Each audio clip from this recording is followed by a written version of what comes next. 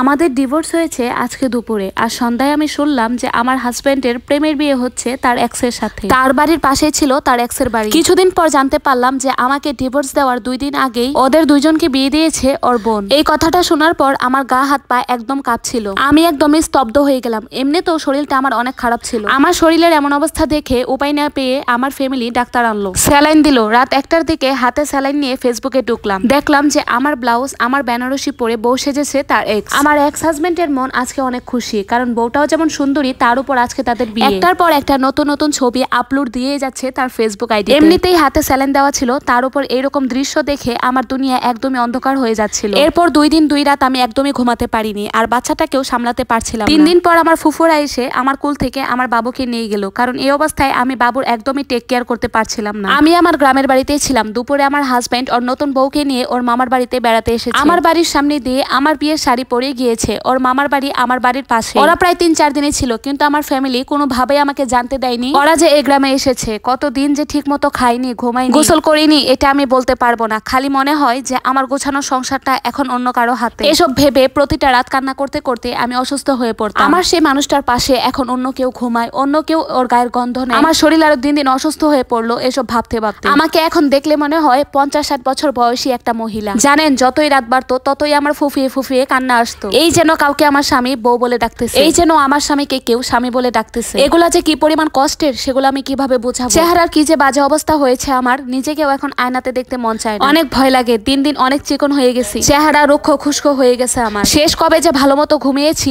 আমার মনে পড়ে না। প্রত্যেকটা মানুষ আমাকে বোঝাতে লাগলো যে ছেলের জন্য হলেও আমাকে বাঁচতে হবে। আমিও ধীরে ধীরে ছেলেকে নিয়ে দিন কাটাতে লাগলাম। প্রতিবেশী, বন্ধু বান্ধব, আত্মীয় স্বজন, ফ্যামিলি সবাই আমাকে মানসিকভাবে অনেক সাপোর্ট দিত। নতুন করে বাঁচার অনুপ্রেরণা দিয়েছে সবাই আমাকে। এবার হচ্ছে আসল টুইস্ট। হঠাৎ করে একদিন পাশের বাসার ভাবি এসে আমাকে বলল আমার হাজবেন্ডের বর্তমান বউ নাকি ডিভোর্স দিয়েছে তাকে। আমি যেন ওদেরকে মাফ করে দেই, আর আমার ছেলের মুখের দিকে তাকিয়ে আমি যেন আবারও যাই ওই সংসারে। আমার এক্স হাজবেন্ড এখন আমার মামার বাড়ি এসে ঘুরঘুর করতেছে আমার জন্য, এবং সে নাকি অনেক কষ্ট পাচ্ছে। তার ছেলের জন্য নাকি অনেক মায়া লাগতেছে তার। আমার স্বামী নাকি এখন একে ওকে ধরে আমাকে আনার জন্য অনেক কান্নাকাটিও নাকি করে। জানেন একটা কথা, আমি ছোটবেলা থেকে অনেক আদরে মানুষ হয়েছি। আমাকে মুখে তুলে না খাইয়ে দিলে আমি খেতাম না। সে আমি সংসারটার জন্য মুখ বুজে চাকরানির মতো সমস্ত কিছু সহ্য করেছি। অজস্র গালি শুনেছি, কত আঘাত যে সহ্য করেছি, আর কোনোভাবে আমি ওই সংসারে আবার যাব না। কত শত অপবাদ যে দিয়েছে তারা আমাকে শুধুমাত্র সংসারটা ছাড়ার জন্য। আমার শাশুড়ি আর ননদ গ্রামে এসে কত অপবাদ দিয়ে গেছে আমাকে সবার সামনে। আমার শাশুড়ি শুরুতেই আমাকে একদম সহ্য করতে পারতো না, আর আমার শাশুড়ি আর ননদ আমাকে সহ্য করতে পারবেই বা কি করে, কারণ তারা এক সময় আমাদের বাড়িতেই কাজ করতো। আমাদের বাড়িতে কাজ করে তাদের সংসার চালাতো। আমার এক্স হাজবেন্ডের এত সাধের বউ যাকে বিয়ে করার জন্য আমাকে এত এত অপবাদ দিল, শ্বশুর শাশুড়ি ননদ কেউ অপবাদ দিতে বাদ রইল না আমাকে। সেই এত সাধের বউই নাকি তাদের সকল টাকা পয়সা, সোনা গয়না সবকিছু নিয়ে রাতে ভেগেছে। আর এই বিষয়টা শোনার পর আমার যে এত এত খুশি লেগেছে আমি কিভাবে বলবো। দীর্ঘ 5 মাস পর আমার এক্স হাজবেন্ড এসেছে আমার ছেলেকে দেখার জন্য। আমি দেখতে দেইনি, কারণ এতদিন যে তার সন্তানকে যারা থাকতে পেরেছে সে সারা জীবনই থাকতে পারবে। আলহামদুলিল্লাহ, এখন আমি আর আমার ছেলে অনেক ভালো আছি। আমার ছেলেকে ওর মামা মামি নানা নানি সবাই চোখের মনি করে রেখেছে। এখন আমার একটাই স্বপ্ন,